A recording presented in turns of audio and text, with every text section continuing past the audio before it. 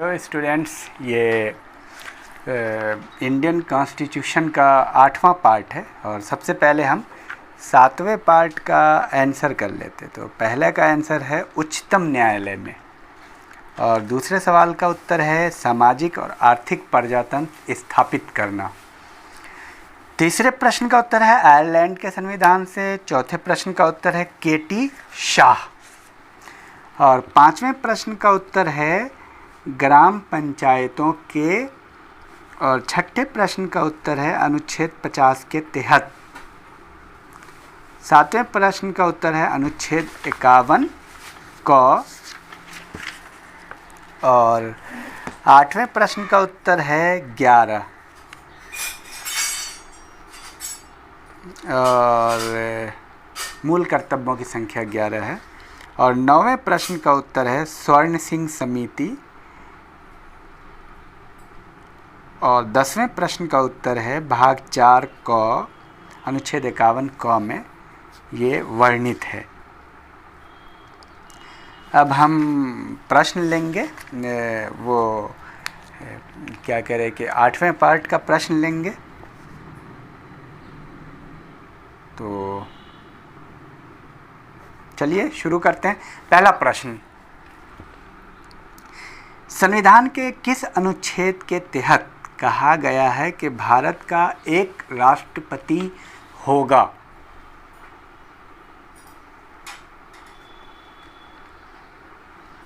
और दूसरा प्रश्न, संसदीय शासन प्रणाली को किस देश के संविधान से लिया गया है? महत्वपूर्ण सवाल है ये।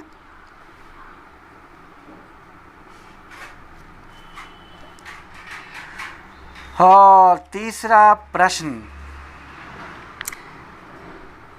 भारत के संविधान के अनुसार संघ की समस्त कार्यपालिका शक्ति किसमें निहित होती है? उत्तर भी करते रहें। और चौथा प्रश्न, संसदीय शासन प्रणाली में राष्ट्रपति केवल नाम मात्र का प्रमुख होता है, वास्तविक शक्ति किसमें निहित होती है? बहुत महत्वपूर्ण प्रश्न है, आप कंफ्यूज मत होइएगा। जहां आप जा रहे हैं वो इसका आंसर नहीं है। पांचवा प्रश्न,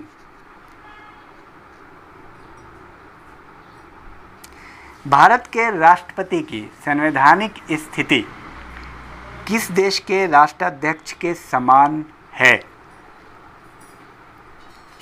और काफ़ी बेहतरीन प्रश्नों को मैं ले रहा हूँ, इसलिए इसको आपको एक बार सुनने के बाद शायद आप 2 या 3 सही कर पाएँ, क्योंकि क्वेश्चन बहुत ही स्टैंडर्ड है और सबके लायक है। तो इसलिए आप इसको बार बार सुनें और इसका आंसर आप सर्च करें, इसमें आप प्रोग्रेस जानें, क्योंकि पॉलिटिकल साइंस बिल्कुल जितना आप ज़्यादा अटेंटिव रहेंगे, जितना आप ज़्यादा बार बार सुनेंगे, आपका प्रैक्टिस होगा, बहुत ज़्यादा लॉजिकल है। तो चलिए छठा प्रश्न लेते हैं हम आपसे।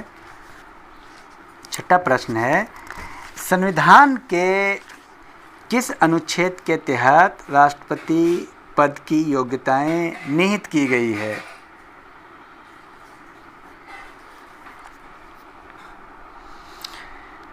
सातवां प्रश्न, दिल्ली और पांडिचेरी राज्यों के विधानसभाओं को राष्ट्रपति के निर्वाचक मंडल में किस संविधान संशोधन द्वारा शामिल किया गया? आप इसको फिर से सुन लीजिए। दिल्ली और पांडिचेरी राज्यों की विधानसभाओं को राष्ट्रपति के निर्वाचक मंडल में किस संविधान संशोधन द्वारा शामिल किया गया? बहुत महत्वपूर्ण प्रश्न है ये। और आठवां प्रश्न, राष्ट्रपति के पद के लिए उम्मीदवार की न्यूनतम आयु कितनी निश्चित की गई है? इस तरह के भी प्रश्न आते हैं, हल्के में मत लीजिए। आसान लगता है आपको तो ज़्यादा हल्के में मत लीजिए। सवाल कोई आसान और टफ नहीं होता है, वो आपका नॉलेज होता है जो आपको लगता है। और बताएं, राष्ट्रपति पद के लिए कौन कौन सी योग्यताएं निहित होनी चाहिए, इसको भी आपको मेंशन करना है, क्योंकि ये प्रश्न आता है, छांटने वाला आता है। तो 10वां प्रश्न,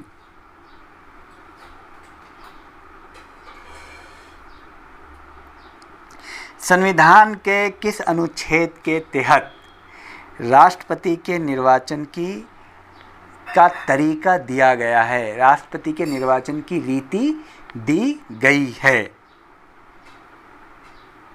तो बहरहाल ये रहा 10 प्रश्न।